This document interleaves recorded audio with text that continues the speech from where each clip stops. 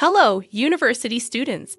Today, we're going to tackle an interesting topic: how to find your IP address. You might be wondering, why would I need to know my IP address? Well, it's crucial for things like troubleshooting network issues, setting up a server, or even for some online games.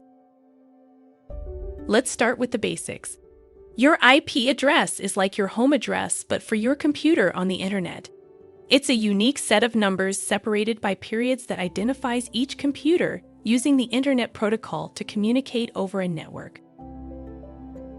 Now, let's get to the part you're probably most interested in: finding your IP address. If you're using a Windows computer, you can find your IP address by opening Command Prompt and typing ipconfig. Your IP address will be listed next to ip4 address. For Mac users, it's slightly different.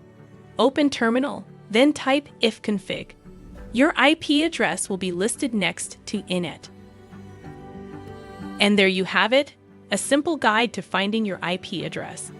Remember, your IP address is like your digital fingerprint on the internet, so be cautious about who you share it with.